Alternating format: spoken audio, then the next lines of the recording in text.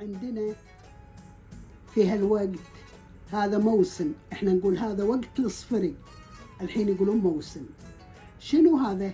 دشة الدور، يعني قضينا من القيض اللي هو الصيف وبيدشون الدور.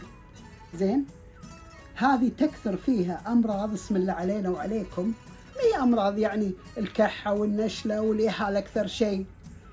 فهذا عندنا في الكويت كل فريج تقريبا في وحدة معروفة جيدة تعالج. الطب الشعبي طبعا ما عندنا طبيب، ما عندنا الحين تطعيم وما تطعيم ووديه وحساسية وما ادري شنو وفيروس، هذا كله ما عندنا. عندنا الصقاط، وعندنا يسقطون، وعندنا يدهنون ويقرون، وعندنا فيها الموسم أهم شيء عندنا السطرني. شنو السطرني؟ مرة كبيرة بالفريج، يده وحدة بالتعامل، عندها خبرة ما شاء الله.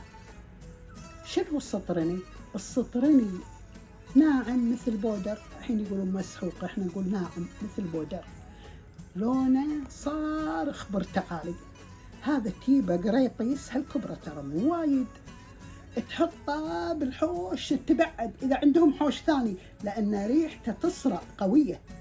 تحط فيه المرة، وتحط الحلتيتة، وتحط اللقاح، وتحط الهيل، وتحط ذي شو اسمه هذا نفسه، وتحط معاه ماي لقاح، تحطه كله في جدير وتطبخه.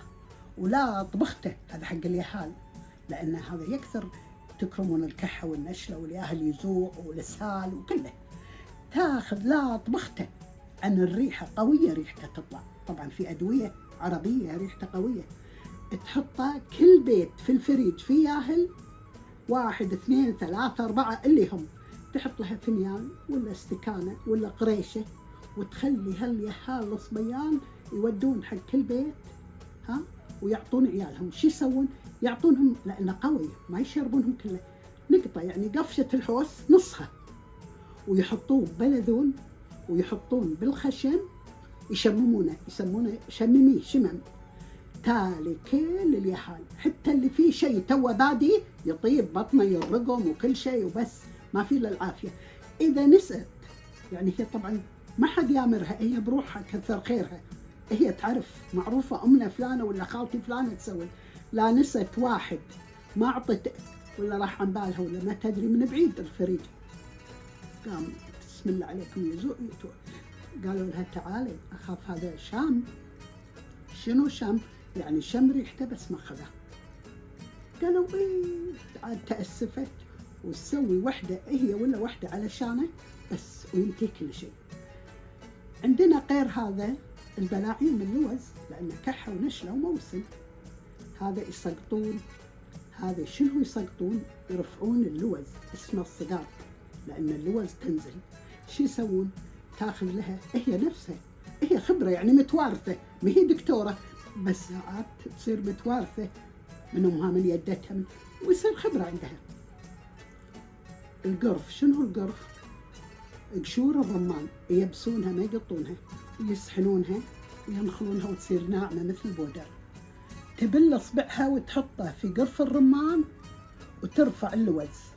هذا صقاط، هذا تقمز، وحدة بالنعت معروفة. أو تاخذ صقاط عسو، 3 أنواع الصقاط. العسو مال النخل، تربطه وتسقط صقاط. لقالوا خبرة شلون تعرف تميز هذا عن هذا.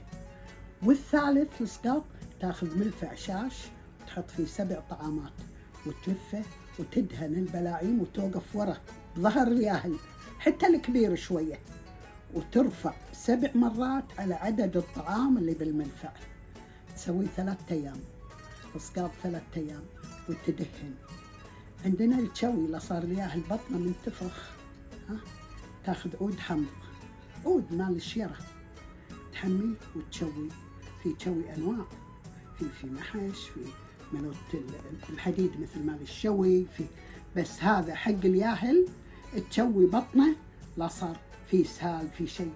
خبرة كل شيء يعرفونه، تشبر بالشبر، تعرف كبده، عوار الكبد من عوار البطن، في تدهن الملء، ناس يقولون ملء مملوء، ناس يقولون في مصع شايلينه بالقلط طايح متعور وعليه يطيحون، لا أشعة ولا طبيب ولا شيء، يطبون الله معطيهم على النية. تدهنه في ملء وتمهده حتى لو هو كبير علشان ضلوعه تنضب ويصير زين. تدهن ظهره، تسمي عليه وتدهن وتقرأ ويقوم كنا البخت. الدهان حق الكبير والصغير. حتى احنا في المرقاب عندنا واحد رحمة الله عليه خبرة، أبوي، لأن الأول شلون الريايل تفتش صدورهم، مالية بعد عمري اللي يحملون التمر ويحملون البضايع ويوم في المراكب، ومن الشيل القلة التمر مهي خفيفة، ما عندهم أحد، هم اعتمد على نفسك حيل. يصير يفتش الصدر. عندنا في المرقاب رحمة الله عليه الديولي، أبوي لا تعب راح له في الديوانية ودهنه، كل مكان كل فريد في خبرة. بعدين لما بعد طلعنا من المرقاب عندنا في كيفان، عندنا في الفيحة، عندنا كلهم ناس معروفين. في المقعد لا قالت كذي قال روح الفلانة موجودة، ما تبي، مو مقابل ولا تدفع شيء. عندنا شيء اللي هي يحكون العين. شنو يحكون العين؟ عن البذرة رحمة الله عليها مرت خالد الرقم، كانت أمي تودي أختي شنو تحك العين فيها بذرة، تقلب الجفن. لو حين قالوا تسمم، لا ما يصير، روحي طبيب العيون تسمم عينك.